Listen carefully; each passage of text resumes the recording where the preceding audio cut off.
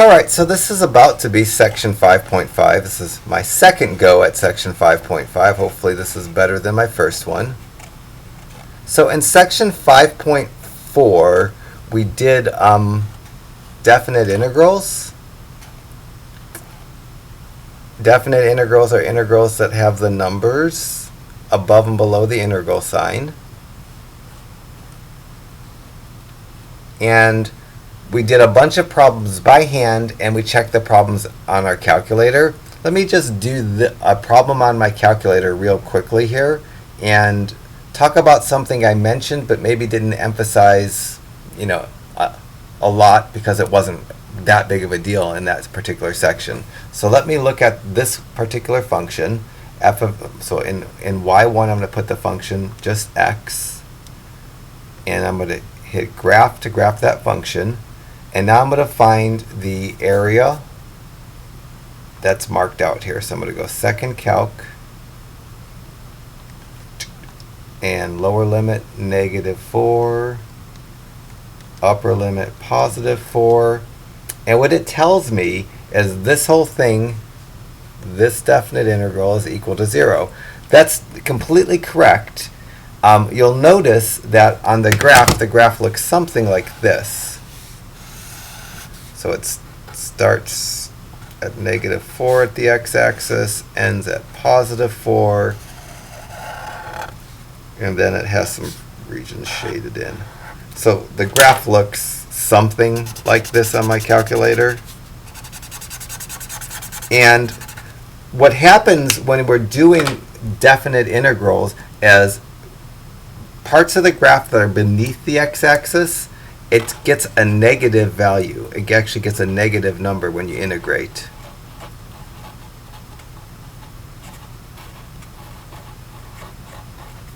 The part of the graph that's above the x-axis gets a positive amount or positive number. And it turns out that in this particular graph, the region of there are equal amounts above and below the x-axis, so this positive number and this negative number cancel each other out. And I can show you that real specifically. If I break my integral up into pieces, this part right here is the integral from -4 to 0 of x dx, because that's -4 and then 0 is the origin, or the x coordinate of the origin. And this region right here, so that this region is that. This region is the integral from 0 to 4 of x dx.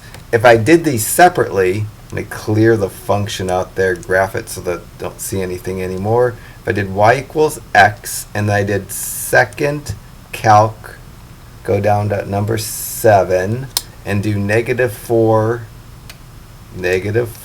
to 0, the region beneath the x-axis, its area is given a negative number because it's beneath the x-axis. It's given a value of -8. And then if I did second calc and did the computation again and did the second half, I went from 0 to 4. Unfortunately, it's not going to erase this first half, but it's going to shade in what it just found. And that area is +8. And the reason this combined area comes out to be 0 because these two areas are added together and they become 0. In this section, we're going to not want to count areas beneath the x-axis as negative amounts. And we're going to want this problem not to have a definite integral of 0. We're going to want it to have an area of 16. And in order to get this region to have an area of 16, because this triangle has an area of 8 square units, this triangle has an area of 8 square units, what I'm going to need to do is calculate the area separately and take the one that gives me a negative amount and make it positive to get the combined area without signs. So in section 5.5, we're trying to calculate combined areas without the effects of negatives and positives. We want only positive areas. So every problem in section 5.5, we're going to be given an integral, and we're going to have to look at the graph of the function, to figure out within this range of x's, is there a part of the graph that's below the x-axis and a part of the graph that's above the x-axis? If there is, then we're going to have to separate, just like I separated here, into one integral that calculates the region's area below the x-axis and one integral that calculates the region's area above the x-axis. We're going to add the two numbers together after we make the negative number positive. So that's kind of the gist of this section, that just doing a definite integral, it kind of cancels out positives and negatives. And if you don't want that to happen, then you're kind of forced to break your graphs up and do multiple integrals. The first four problems in this section we're going to completely do by our calculator, and I'll live with decimal answers if they come up, because we'll have a chance to do plenty of these by hand. So ultimately, when I do problem 2, my goal is to find this shaded area. So I have a function of x squared minus 6x, and I want to find the area. So this is -1. This is 0 on the x-axis. And this is 6 on the x-axis. So I want to find that shaded area because a portion of it is above the x-axis and a portion of it's below the x-axis. I'm going to have to do two separate computations. And you'll notice this already says 2c. This is because I tried to really overemphasize the pieces we need to do. So in order to find this area, if you want both to be considered positive, you want to add the amounts together, we have to do two integrations. The first integration is going to give me a positive number because the graph is above the x-axis in that region. The second integration is going to give me a negative number because the graph is below the x-axis in that region. So let me just do part 2a, 2b, then 2c. So for 2a, it wants me to find this shaded region. This graph that's given to me is a graph of x squared minus 6x, and this graph goes from x equal to -1 to x equals 0 on the x-axis. Because that graph is entirely above the x-axis, I can enter this function exactly how it is, and I'll get a positive number for the area, and I won't have to do anything to it. So I'm going to find 2a real quickly by going y equals clear x up arrow 2 minus 6x. Graph it. A standard window I think is adequate. I can see everything I need. And now I'm going to do this integral. Second calc, option 7, lower limit -1, upper limit 0. I'm going to live with the decimals, although I won't normally live with the decimals. But that area is, and I'm around to 2 decimals. So my answer to 2a is the area that's shaded is 3.33 units. For part B, the shading of the graph starts at 0 on the x-axis.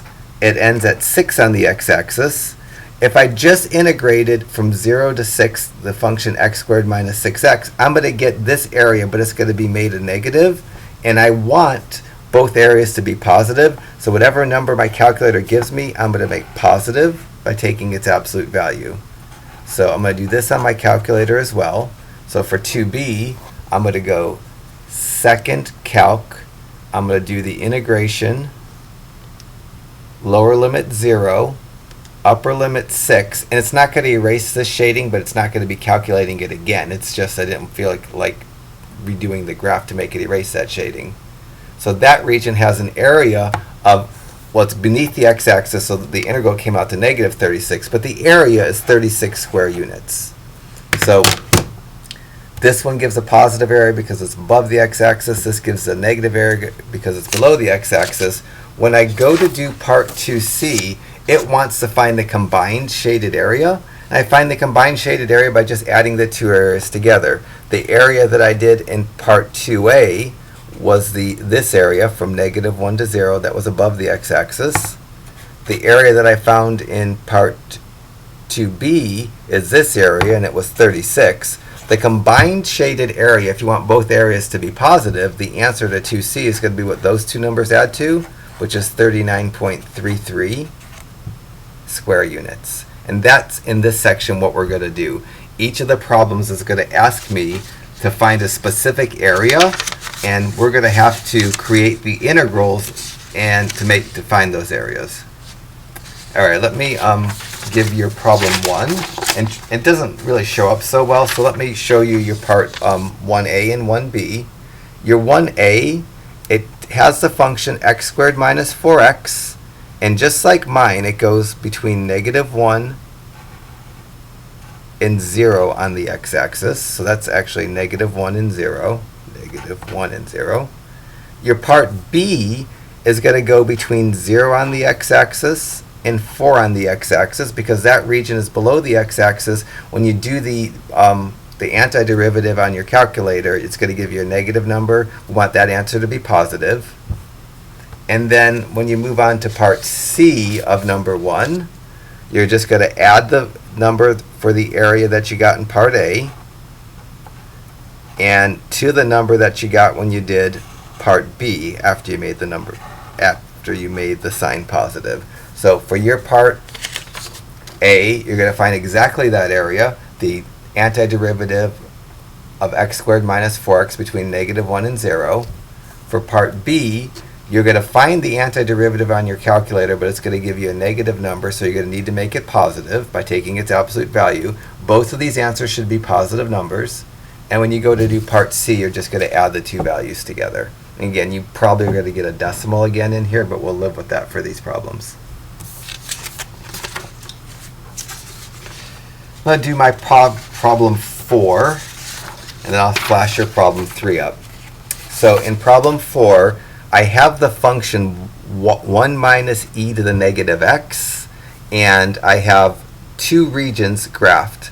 The first region goes from x equal to 0 to x equal to 3, and the graph is above the x-axis there. So when I do part 4a, I expect to get a positive number. My answer to 4a, I'm going to round to 2 decimals, whatever my calculator gives me. So I'm going to enter the function y equals clear 1 minus second ln negative x, graph it, and then do second calc, and lower limit 0, upper limit 3, round it to 2 decimals. I get 2.05 for the area. When we get into doing these by hand, the decimal answers, for the most part, we won't take. For part 4b, my graph goes from x equal to -2, the part that's shaded, to x equals 0, and it's all beneath the x-axis. So when I do the antiderivative on my calculator, it's going to give me a negative number, and the answer that I want from 4b, I want all the areas to be positive in this section. So now I'm going to just do the same process but integrate from -2 to 0. So I'm going to go second calc, go down to option 7, go -2, enter 0, enter, and I get -4.39 rounded to 2 decimals. I'm going to make that positive by taking its absolute value. And I even emphasized in the problem the way it's written, because this region is beneath the x-axis, I knew I was going to get a negative number, and I want to count all areas as positive in this section. For part C, it asks me to add the two results together. So it's going to add the 2.05 that I got for a shaded area in 4A, plus the 4.39 that I got for the shaded area in part B. And my answer for 4C is going to be whatever those come out to be. I'll do that from my main screen. I'll do 2.05 plus 4.39 equals 6.44. That's the combined area when both of them are made positive. So your 3A and 3B have a function that would be kind of I don't know if it's a nuisance to do by hand, but it might be a nuisance to do by hand, but you don't have to do it by hand. So for your part 3A, the first region of the graph that's above the x-axis is above between x equal to 1 and x equal to 2. And the function you're going to have to enter on yours, you're going to have to enter second ln and then e to the x, and then minus, and then second, and then the divide key to get the e. So the function you're going to have to enter is that. And again, I did second and ln. That gives me the opportunity to put an exponent with my e, and I put the x, I close the parentheses, and then minus, and then second and divide to get the e. And then your graph should look, something like my graph is going to look. And then you'll do the area from 1 to 2. It's already going to be positive. And then this one gives me the area between -2 and 1. It's going to be negative because it's beneath the x-axis. When you answer 3b, whatever this number is, you have to take its absolute value to make it positive. You'll get an answer for 3a and an answer for 3b. 3c wants you to do the combined area. You'll just add the areas that you calculated in 3a and 3b together to get your answer. All right, so now we're ready to move and do some stuff by hand. Okay, so number 2 has multiple parts here. So sketch a graph of the function f of x over the interval a to b. So all I'm going to do for this is get ready to sketch a graph. And real specifically, on my x-axis, I'm going to put the numbers a equal to 4, b equal to 9. So I don't have to be that accurate, but I'm going to go 4 and 9. And I'm going to sketch my graph, and I'm going to label 2 points on my graph and then connect the points with whatever figure my graph comes out to be. I might have to play with my window a little bit in terms of the y's. If my x-min is bigger than 9 and my x-max, if my x-min is less than 4 and my x-max is less than 9, my x's will be okay. Sometimes the y's won't be okay, but we'll work on that in a second. So to get started with number 6, I'm going to go y equals, clear, 2x minus 12, and I'm just going to graph it. And I want to get the y coordinate when x equal to 4 and x equal to 9. To get the y coordinate when x equal to 4, I'm going to go second calc, hit enter on the value, type in 4.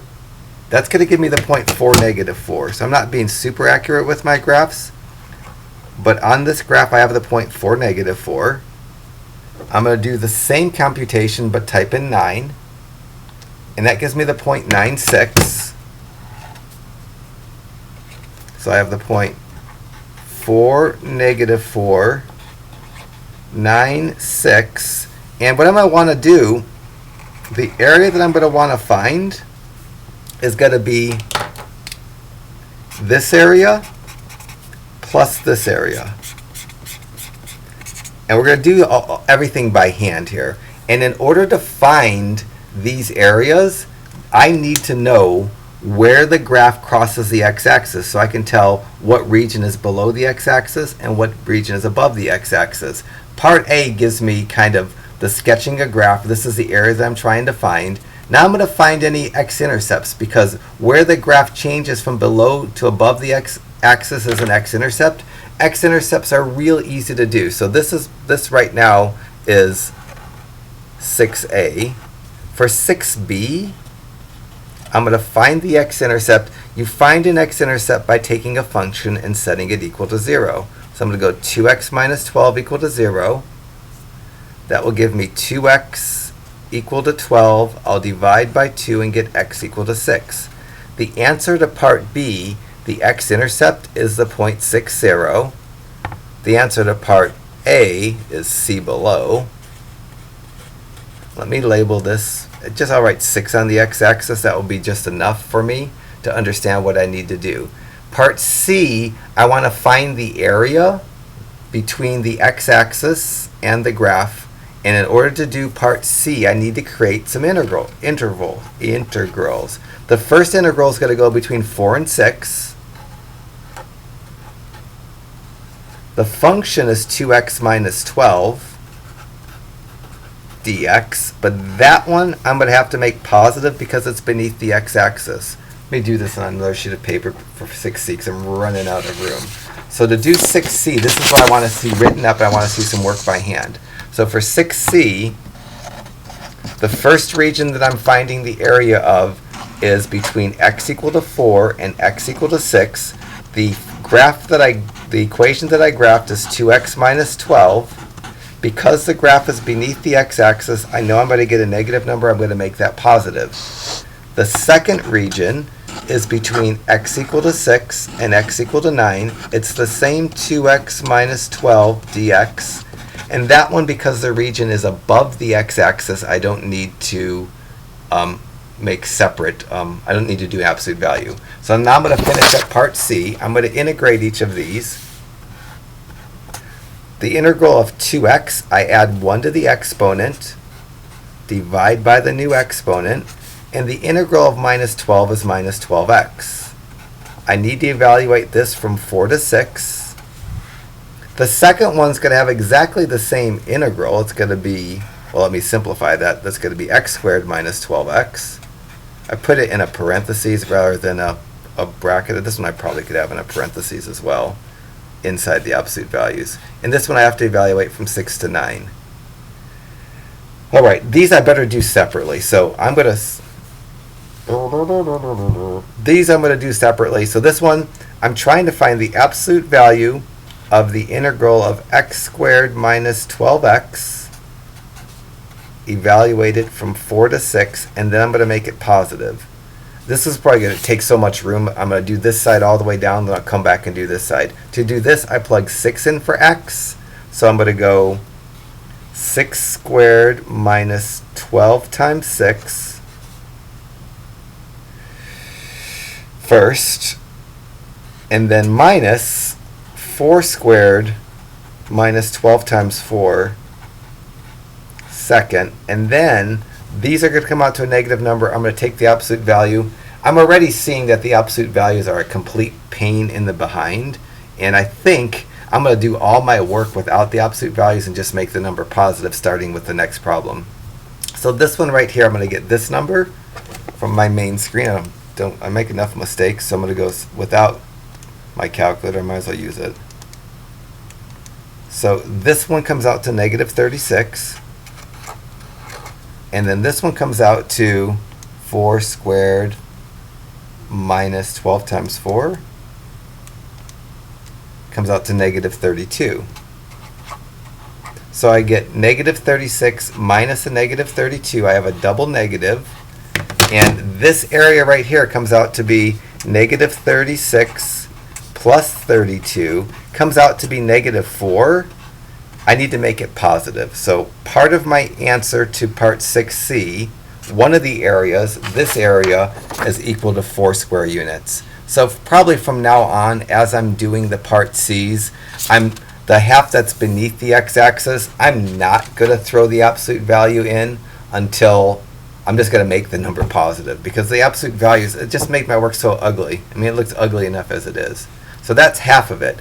And I have this plus sign right here. Let me work on this half. So for this half, I'm going to go 9 squared minus 12 times 9 minus 6 squared minus 12 times 6. So 9 squared minus 12 times 9 is negative 27, and then minus 6 squared minus 12 times 6 is minus a negative 36. So this is really minus 27 plus 36. And I get 9. So this area comes, the left area made positive is 4. The right area already is positive is 13. The answer to 6C, the shaded area, is 13 square units. And for my answer, I just need that number. Probably safe to check my work, because it's not hard to see that 4 and 9 are the right answers by just integrating the function. I already have the function in there, so I might as well check my work. So for this one, I'm going to do from 4 to 6. So go graph, second calc, go down to option 7, and go lower limit 4, upper limit 6. I got negative 4 like I expected to get negative 4. I need to make that positive. And the second one, second calc, and I'm going to go from 6 to 9. 6, enter, 9, enter. And I want to get 9, just like I did. So the two areas combined, that's negative 4. I made it positive 4. That's 9. 4 plus 9 is 13. My work is bang on. Spot on. All right, so give problem 5 a go. The nice thing is, in this section, we're only going up to problem 18. So there's not a boatload of problems to do, because they all kind of take a long time. All right. I'm going to move on and do number 8.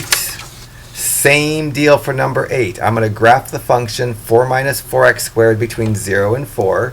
So immediately, when I go to do my graph, I know in number 8 I need to see 0 on the x-axis, and I need to see 4 on the x-axis. I don't need to get much more detailed with my graph than that. Now I'm going to enter 4 minus 4x squared. So for this, it's going to be C below. So y equals, clear, 4 minus 4x squared, graph it. All right, good enough. I'd like to copy that, but I need to get some points. So I'm going to plug in 0 for x by going second calc value 0. And at 0, I'm at 4. So that's right at the vertex of the parabola. And now I'm going to figure out what the value is at 4 by just typing in 4 and hitting enter. Whoa, and at 4 it's at negative 60. If I want to see the graph properly, I need to change my y min way, way down. Like my y min needs to go to negative 60, maybe negative 70. So my graph isn't going to be, that's really what the graph should look like. So let me try to do this. So at 4, I'm at negative 60. And again, these, I'm not worried about having the most accurate graph. It just needs to be reasonable.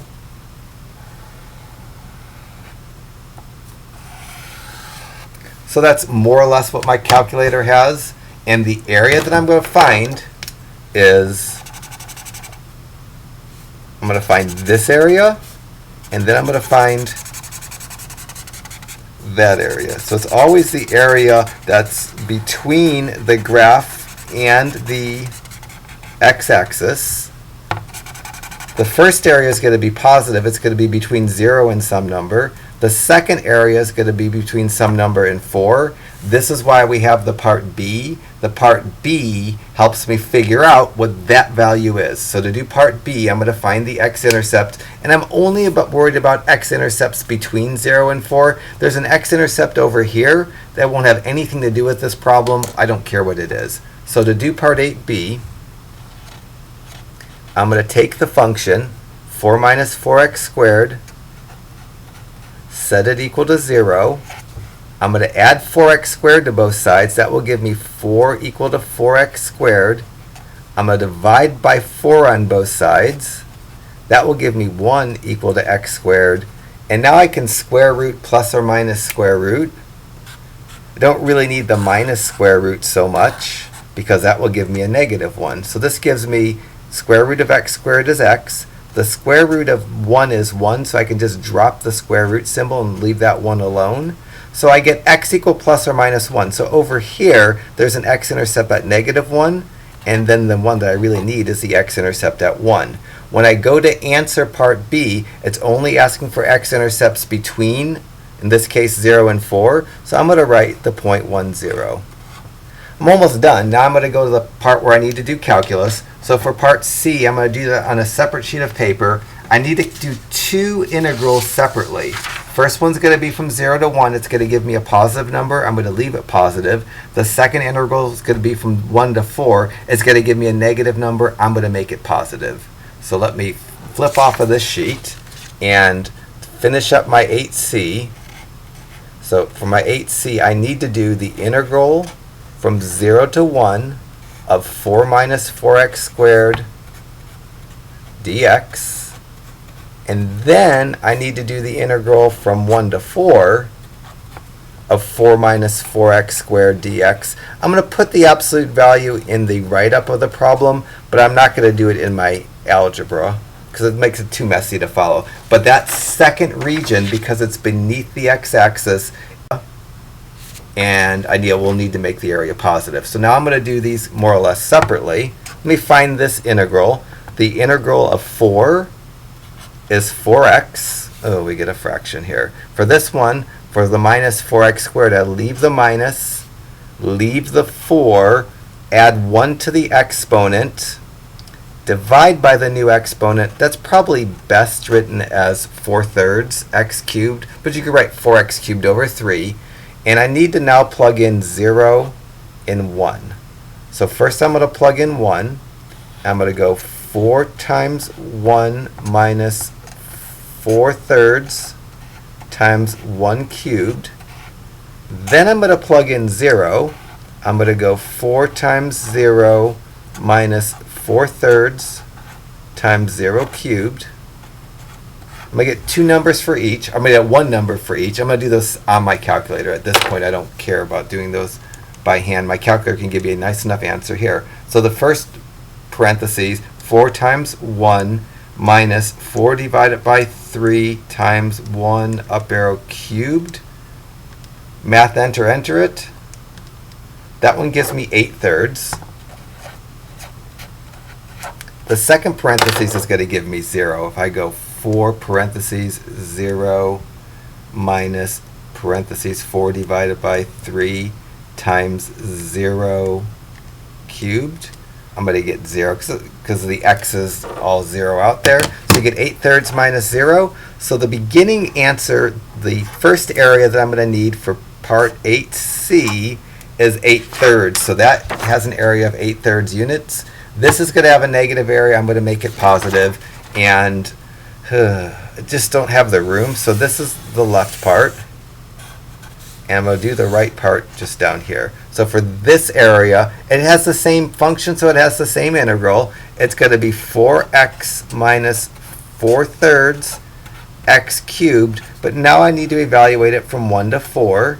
So I'm going to go 4 times 4 minus 4/3 times 4 cubed, and then minus 4 times 1 minus 4/3 times 1 cubed. The nice thing is I already know what happens when you plug in 1. When you plug in 1, you get 8/3. So this is going to be a minus, and that's going to be a minus a positive 8/3. I don't need to do that computation again. This is a new computation. Let me do it. So for this one, I'm going to clear this out. 4 parentheses 4 minus parentheses 4 divided by 3 times parentheses 4 up arrow 3. And then, whoa, math, enter, enter. I get negative 208 over 3. So I need to combine these together. So I'm going to go negative 208 over 3 minus 8 over 3. I think that's minus 216 over 3. Let me be safe, though, and go minus 208 divided by 3 minus 8 divided by 3. Enter. Whoa. Whoa. Oh, because that actually is a lovely number, because it turns out that minus 216 over 3 is divisible by 3. So this area comes out to be minus 72, but down here, I'm going to absolute value this. So now this is when we absolute value and make it a 72. So the total area that I need to have, this area has an area of 8/3. This area has, that region has an area of 72. I'm going to add 8/3 plus 72. So now it's just 8 divided by 3 plus 72, and then math, enter, enter. And then for 8C, my answer, the total combined area is going to be 224 over 3 square units. Might as well check this because it's super easy to check. So I want this first region to have an area of 8 divided by 3, and 8 divided by 3 is 2.6. So let me do this area. So second calc, go down to option 7, integrate from 0 to 1, get that same number. The second one had an area of negative 72, and I made it positive. Let me check that by going second calc, going down to option 7, and going from 1 to 4. And there's the negative. So I did it spot on perfect. So this is what I expect on the test. I hope nobody makes a mistake in any problem from this section, because you can check every single answer on your calculator, just like every problem from the last section you could check on your calculator. So these should be some good sections or groups of problems on our tests. All right, so give 7 a try, and I'm going to move on to 10. Whoa.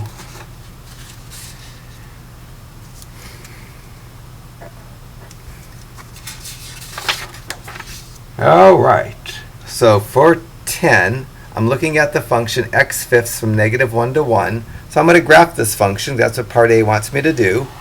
And on my graph, I need to show negative 1 and positive 1 on my x-axis. Let me I'm going to zoom standard this in a second because I can't imagine this window's any good. So y equals clear x up arrow 5, zoom standard. I'm going to label some points now. So second calc value -1, and at -1 I'm at -1. So this is the point -1, -1. And then type in 1, and at 1 I'm at +1. I think it goes right through the origin, but I'm going to make sure in a second. I'm basically going to just try to copy this graph a little bit. Let me make sure that it goes through the origin, and that is actually the x-intercept. So my window, if I were to tweak this window quite a bit, if I change the y's to like, if I change the x's, well, if I change the y's to something smaller, the graph will start to look more like my graph.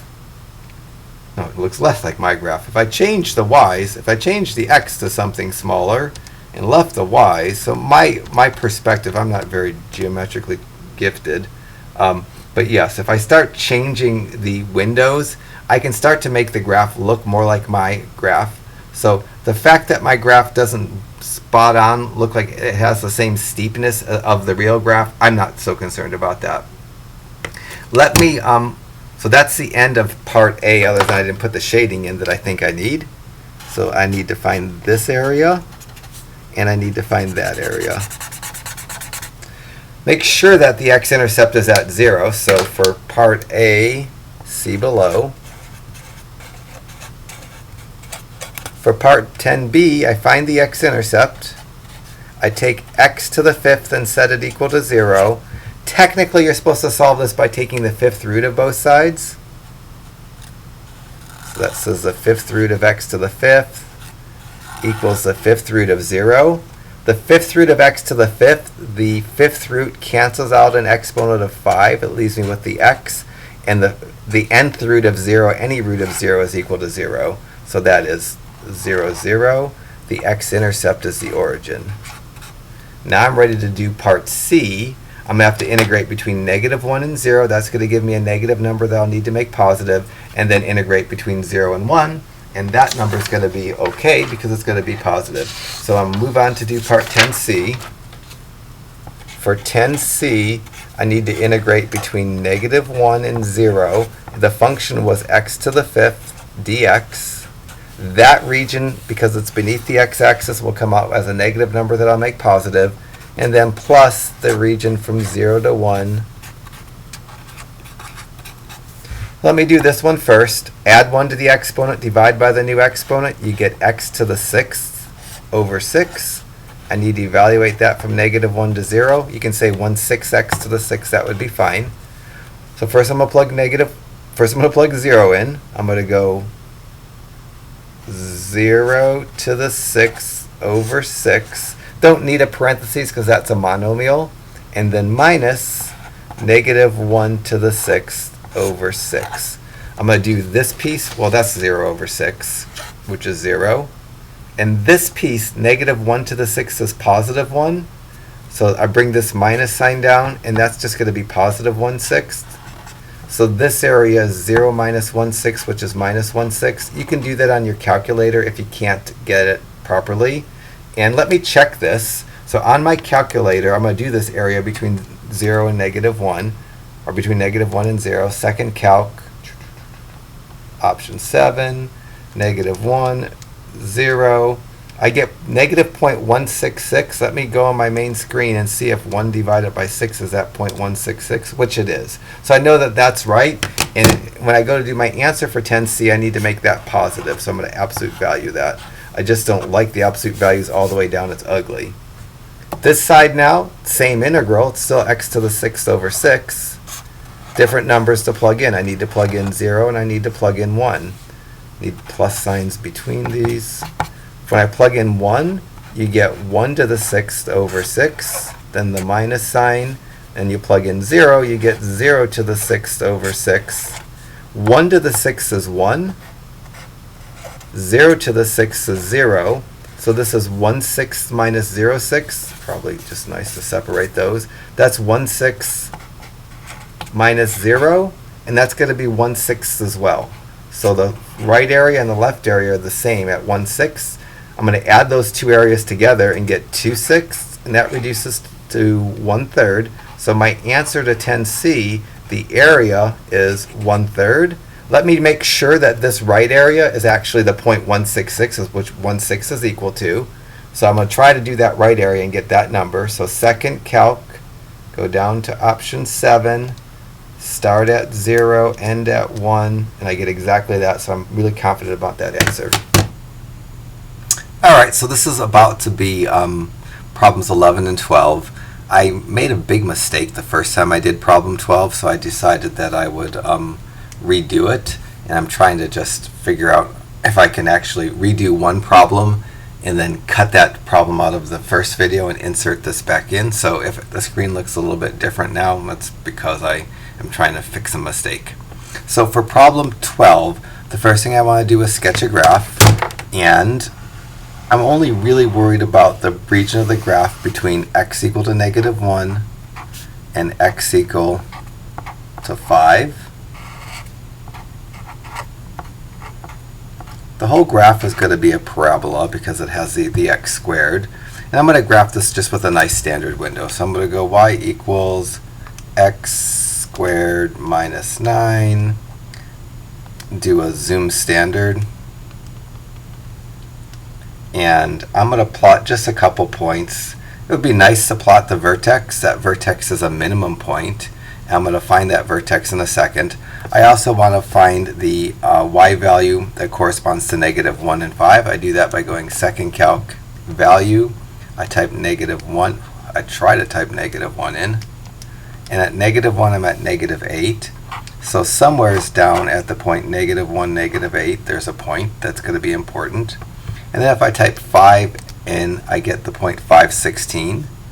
That's off my screen, but I can kind of fudge on this.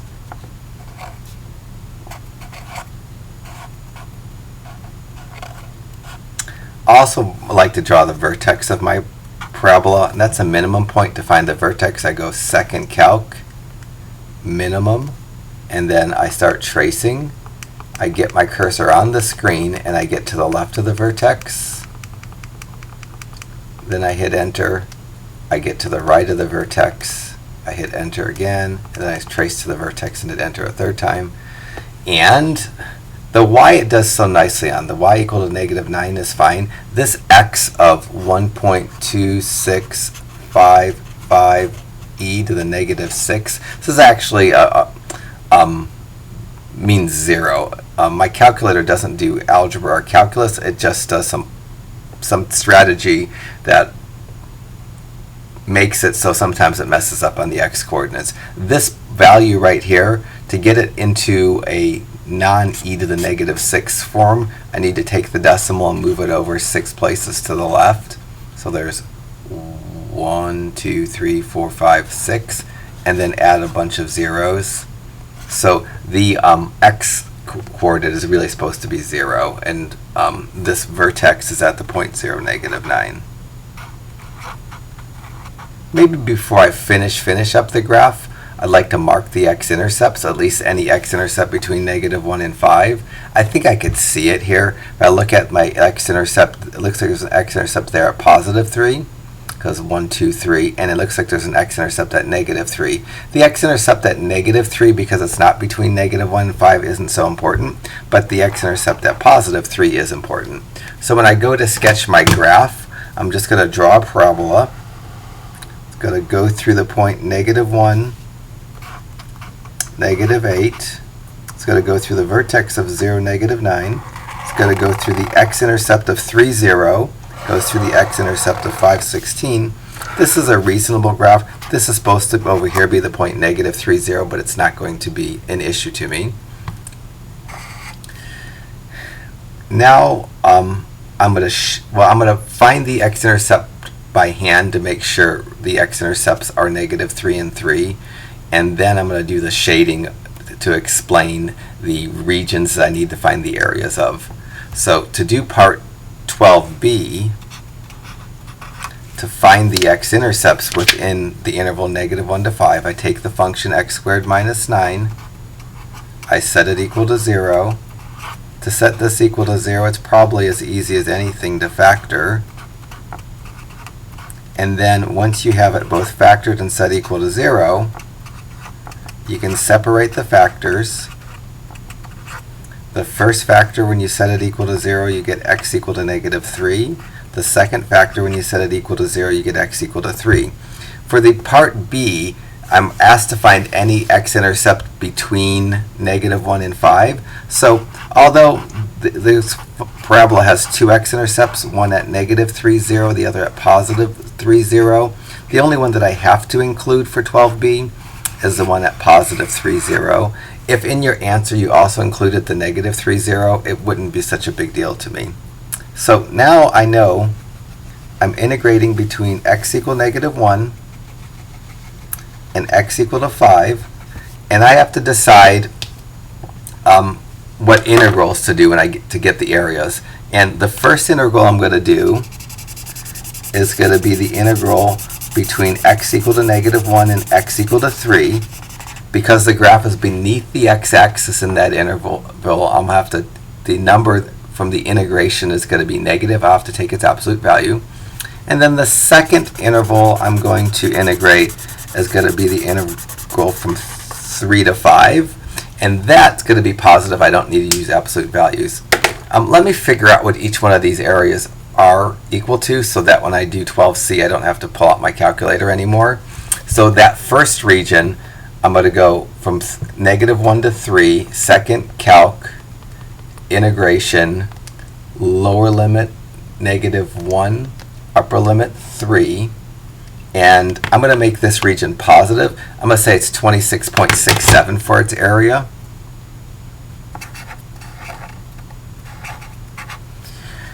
My algebra or calculus by hand, I'm going to get a fraction that's equivalent to 26.67. Now I'm going to do the second region just to save time, so I don't have to bring my calculator back up. I'm going to integrate now from 3 to 5. And when I do that, I get 14.67 for lack of a better number, a rounded number. So those are the two individual areas I'm going to compute. The final answer is going to be the sum of these two. And if I add the 26.67 plus 14.67, I'm going to get 41.34 units for the area, or the combined area.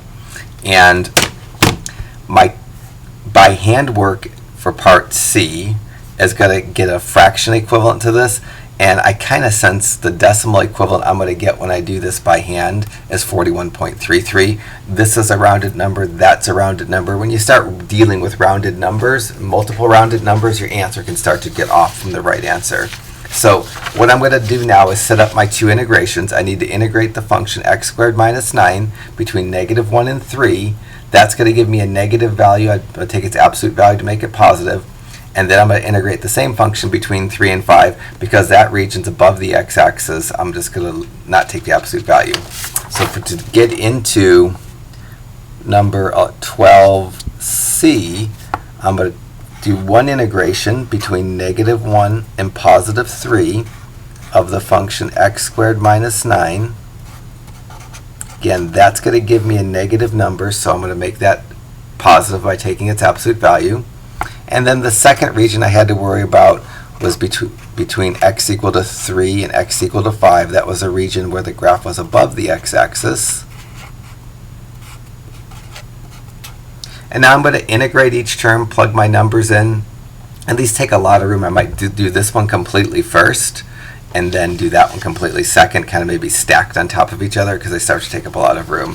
For the first integral, I should get 26.67. Second integral, I should get 14.67, at least fractions that are equivalent to that. So for this integral, I'm going to leave the absolute value sign, and I get, when I add one to the exponent and divide by the new exponent, you get x cubed over 3. I'm going to bring down this minus sign, and that minus 9, the integration of any constant, you just add an x. So the integral of minus 9 is minus 9x. This is because this minus 9 can be thought of as minus 9 times x to the 0.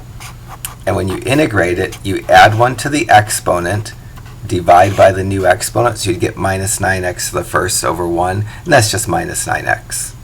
And so in the left integral, I have to evaluate at -1 and at 3. The right integral is going to give me the same integration. It's going to give me x cubed over 3 minus 9x. And for that one, I have to evaluate at 5 and 3. So let me do this whole left one first. So for this one, I'm going to make a parentheses. And then I'm going to worry about this x cubed over 3 minus 9x, evaluate it between 3 and 5 here in a second. So left integral that needs the absolute value, plug a 3 in, I'm going to get 3 cubed over 3 minus 9 times 3. Do that computation, put a subtraction, and then do the same thing with -1. Do -1 cubed over 3 minus 9 times -1. So let me do this parentheses on the main screen of my calculator. So I'm going to go 3 up arrow 3 divided by 3 minus 9 times 3. When I do that, I get minus 18.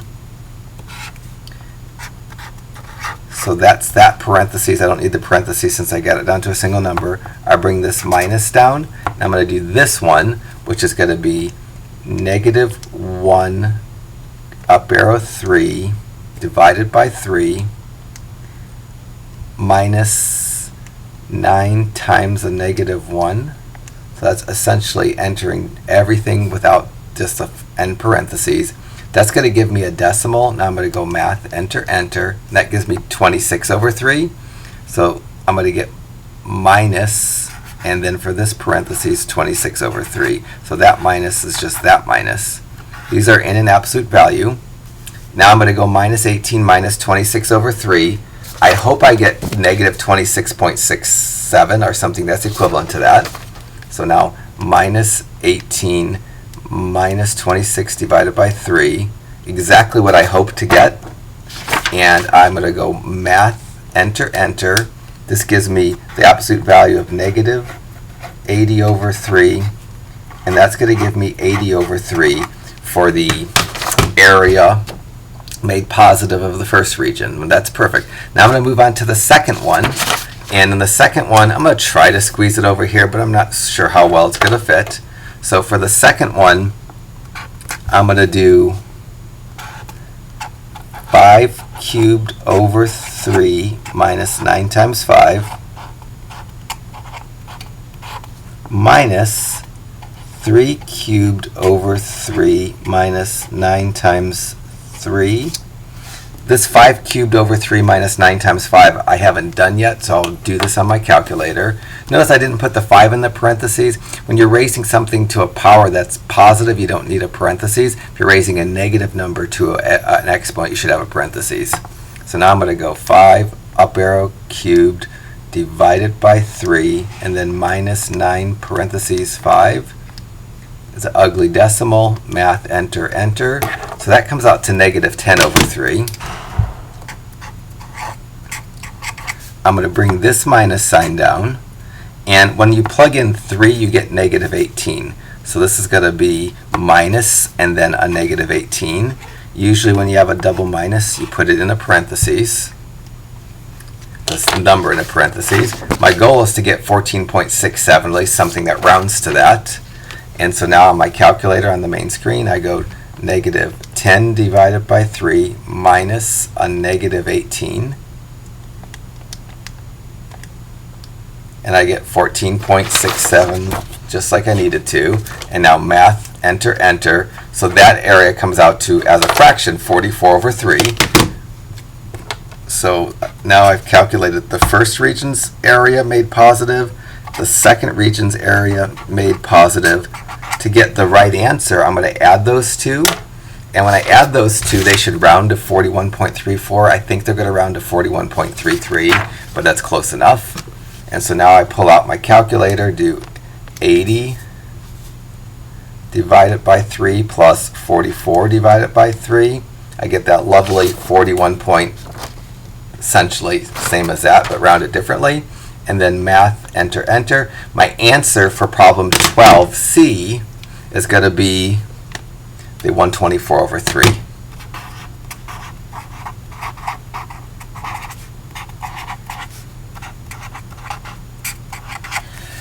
Alright, so you should be able to do essentially the same thing for problem 11. There's a few times this semester where I've skipped problems, and those are always such a relief for me. And I think we've almost done enough of these, so I'm going to skip problems 13 and 14. They were kind of not good problems that had integration tricks that we hadn't really learned yet, so I figured let's just skip those and move on to 15 and 16, and then 17 and 18. So we just have four total problems left, 2 evens and 2 odds. 16 we can certainly do on our by hand. So let's work on 15 and 16.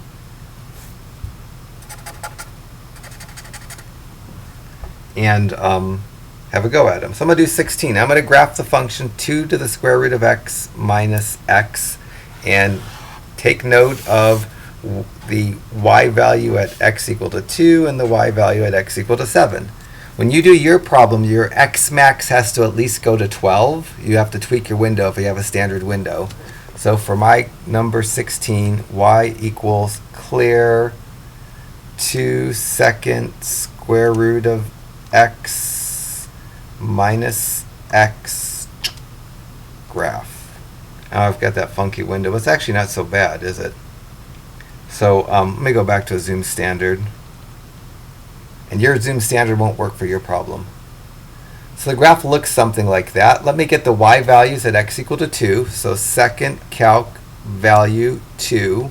And I get 0.828, 0.83. So this is 1, so 2.83. And I don't need exact values here. Those won't impact my work at all. The x-intercept needs to be exact though. Now I'm going to type in 7, and I get negative 1.7.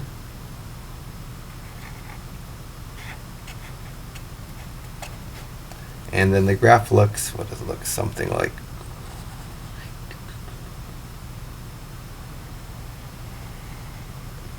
I need to find that x-intercept, and I'll find it in a second. The regions I'm going to have to integrate, that region's above the x-axis, this region's below the x-axis, and I need to find the x-intercept before I can know what to do. So here I'm going to say see below again. And then now for 16b, I'm going to find the x-intercept, and I find an x-intercept by taking the function and set it equal to 0. For this one, I'm going to add x to both sides and get 2 square root of x equals to x. And then I'm going to square both sides. Whoa. The right side's easy enough to square. X squared is just x squared.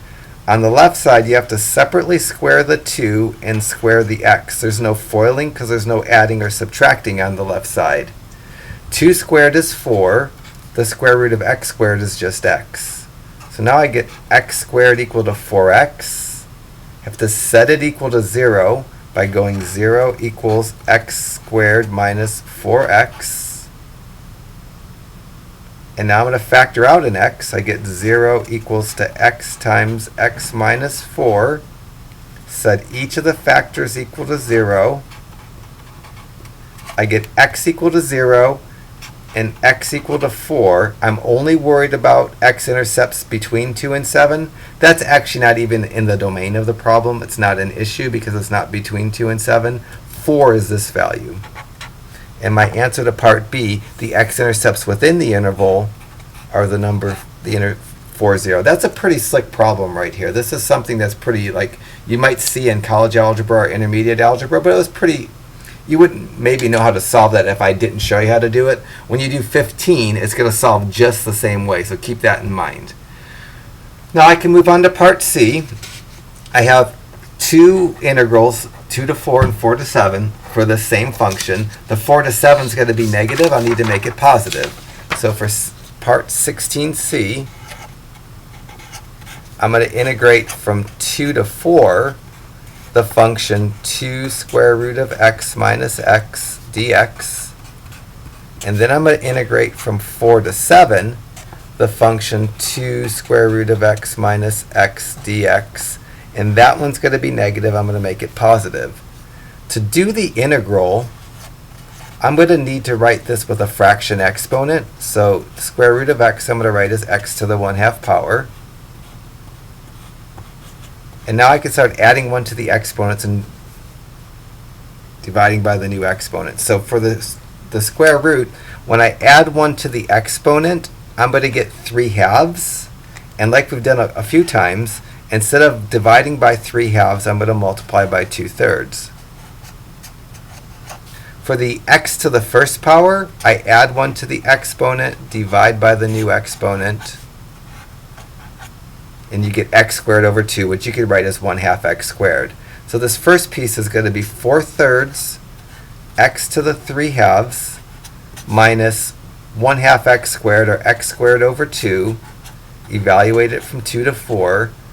I could probably leave it with a fraction exponent, but I'm going to write it as a radical. This is going to be 4/3 times the square root of x cubed minus x squared over 2, evaluate it from 4 to 2. So I'm going to do it at 4 and then at 2 and subtract the results. So I'm going to go 4/3 times the square root of 4 cubed minus 4 squared over 2, and that number I get to use again. And then I'm going to do also 4/3 times the square root of 2 cubed minus 2 squared over 2. Hopefully both of these on my calculator will come out to nice numbers. So let me do this one first. I'm going to put the 4/3 in a parentheses. So when I do this left side, I'm going to go clear, parentheses 4 divided by 3, and then times second square root of 4 up arrow cubed, close that parentheses, minus, I'm going to write this as 8 because that's 16 over 2, just to make sure I don't mess up on my calculator, and then math enter enter. So this one comes out to 8/3, which I get to use that again when I do this side. Now I'm going to work on this side, and I'm going to go 4/3 times, I don't need the times sign, the square root of 2 cubed minus, and this is 4 divided by 2, which is just 2. And then math enter enter. Oh, really? Oh. All right. This one, I can't have a radical in my answer. The problem I'm having here is I needed to do the square root of 8, and the square root of 8 isn't a very nice number. That's why this decimal that won't go away. In this one, I needed to do the square root of 64, which is 8. So I'm kind of stuck with this. Unfortunately, there's no way to get a fraction answer for this. When I can't get a fraction answer, I don't want an answer with the square root of 8 in it. I'm going to live with a decimal answer here. So I'm going to do 8 divided by 3 minus this 1.77, and I get 0.89. I'm going to round that up to 2 decimals, and I get 0.90. All right, so walk you through this real quick. This one I got 8/3 was no problem. This one, because the square root is an imperfect square root, the square root didn't go away. The answer won't reduce to a fraction. When an answer would have a square root in it, we don't need to get that ugly. Let's just give the decimal version. And if that comes up on the test, I will make a note on the test to say it's okay to have decimals. So I'll tell you when it's okay not to have decimals, or it is okay to have decimals. Let me check this real quickly by going the integral from 2 to 4 on my calculator to make sure I get that 0.9. So second calc, go down to option 7, and then start at 2, end at 4, 0.895, 0.895 rounds to 0.90. Feel good about that. Now I'm going to move on and do the second half. And for the second half, generally I wouldn't be able to do it in this small room. I already know what the integral is. The integral is 4/3 the cubed times the square root of x cubed times x squared over 2, evaluated from 4 to 7. The nice thing is I've already evaluated at 4. When I evaluate it at 4, I get 8/3. So the second half is going to be 8/3. I just need to do the evaluating at 7. So for the evaluating at 7, I'm going to do 4/3, and I'm going to get an ugly decimal again, times the square root of 7 cubed minus 7 squared over 2. And then for the 4, I just get an 8/3. So rather than showing all the work for the 4, I'm going to put down a minus 8/3. This is going to be an ugly decimal because the square root of 7 cubed is an ugly decimal. So for this region as well, I'll accept the decimal answer. So now I'm going to break my calculator out and work that down to a decimal number, going back to my main screen, clearing everything. I'm going to work on this now. So I'm going to get this down to a decimal. So 4 divided by 3 in parentheses, and then second square root of 7 up arrow 3, close my parentheses, minus, and I'm going to write 49 over 2 for this because 7 squared is 49. And because the 7 cubed is irrational, there's no way to make this into a nice fraction. I'll do a 2 decimal answer, which is going to be 0.19. For the 8/3, I'll probably do a 2 decimal answer, which is 2.67. And I'm going to subtract the 2 now. So I'm going to go 0.19, which is the 2 decimal version of that, minus 2.67, which is a 2 decimal version of that. And the area that is beneath the x-axis is 2.48 square units. Because it's beneath the x-axis, it comes out as a negative amount. I'm going to make that amount positive. And I'm going to double check on my calculator. So let me make sure that my calculator, when I go second calc, find the area from x equal to 4 to x equal to 7, that I actually get that number. And that does, well, it's off by, this actually only rounds to negative 2.47. It's close enough because this is a rounded answer and this is a rounded answer that I'm okay being off by 1 decimal point from my calculator. I'm going to leave this, but if you change it to 2.47, it hardly cares. So now for my answer to 16C, it's just going to be whatever these add to. So I'm going to go back to my main screen, 0.9 plus 2.48, or 2.47 if you care. And I get the area, the combined area, the area of this is 0.90, and the area of this is 2.48. And when you add the areas together, you get 3.38 for the answer to 16C. So give 15 a go. And we will do problem 17 and 18 as our last problem. All right, last 2 problems. The sheet should say 5 through 18 because I'm doing a problem 18. This is another problem. When I initially did it, I messed up. So let me try to do it better this time. I'll do 18. You can do 17. When I go to do problem 18a, I'm supposed to sketch a graph.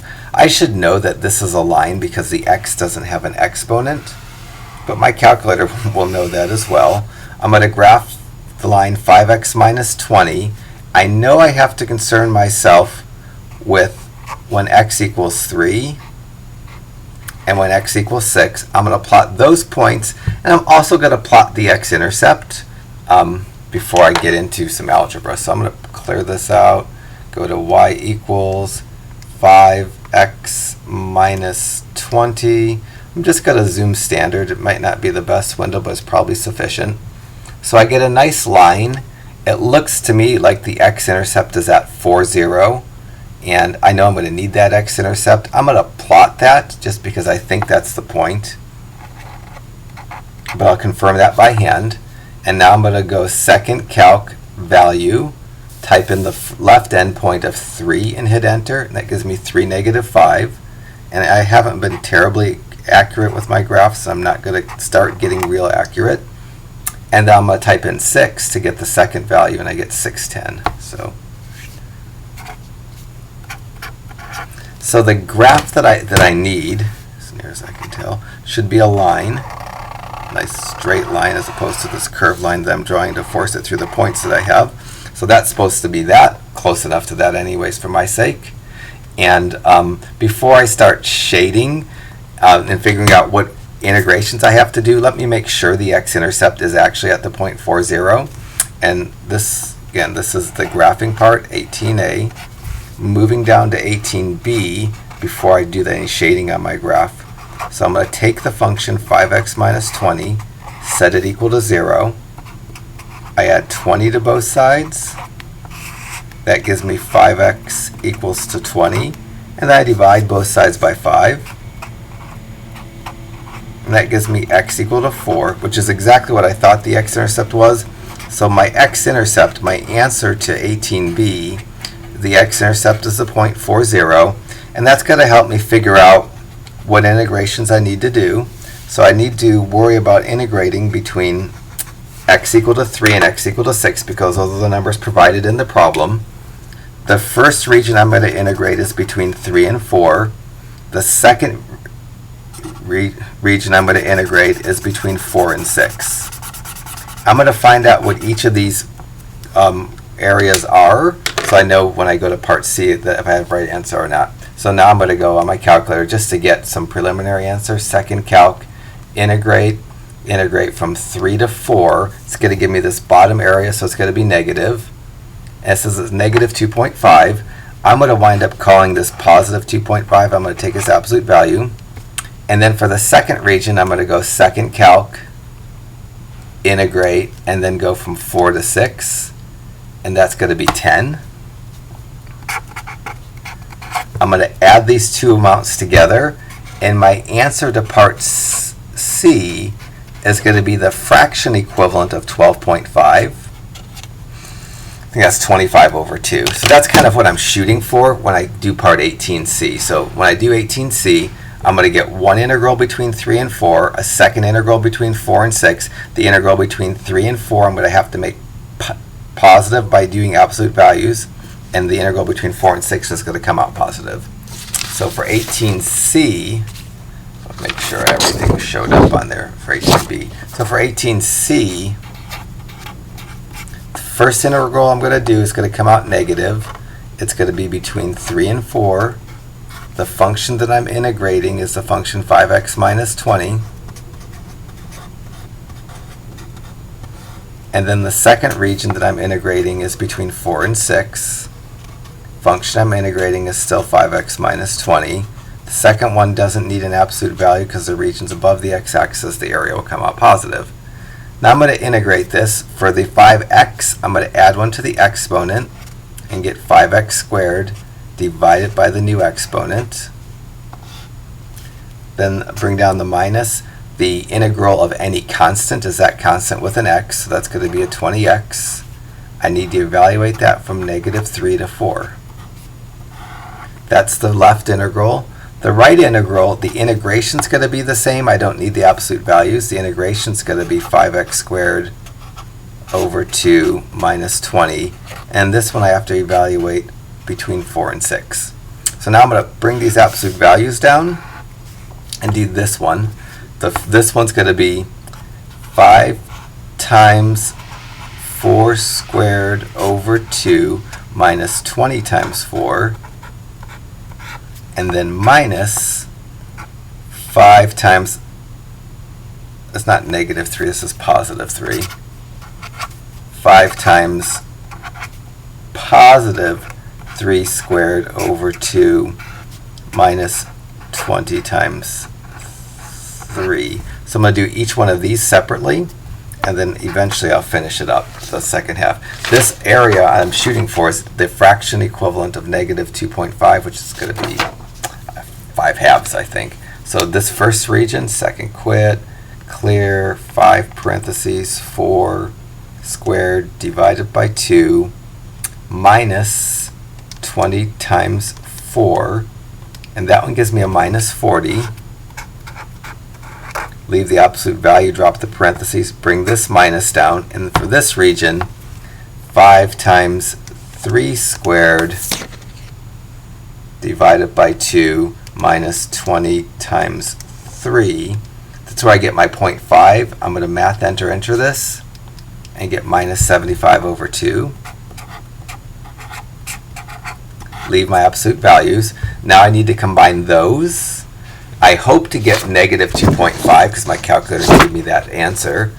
And then I'll make it a fraction and make it positive. So now I'm doing the minus 40 minus negative 75 divided by 2. Get the negative 2.5 that I wanted to. Math, enter, enter. It gives me negative 5 halves. So this region right here, you get negative 2.5 like my calculator told me. I give the fraction version. Now I'm going to drop the absolute values and make this positive. That's the first half. Now I need to work on the second half. I didn't leave myself a lot of room. I might kind of scrunch it in here. For the second half, I have to go 5 times 6 squared over 2. That's minus 20x. Minus 20 times 6. And then minus 5 times 4 squared over 2 minus 20 times 4. The first one I haven't done already, so I'm going to do it. For the first one, I do 5 parentheses 6 squared divided by 2 minus 20 times 6. I get negative 30.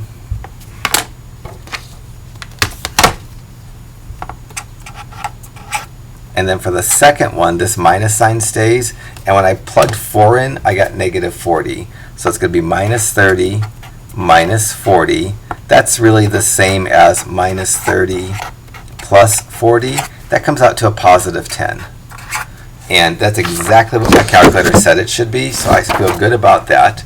So now the combined area, I add the fraction that's equivalent to 2.5 with the 10. And I should get the decimal version as 12.5 if I want the fraction version. So let me do 5 halves plus 10. So 5 divided by 2 plus 10. That gives me exactly the 12.5 that I wanted to. Should get a decimal answer by going math, enter, enter. So my answer to 18C, the area, combined area, is 25 over 2.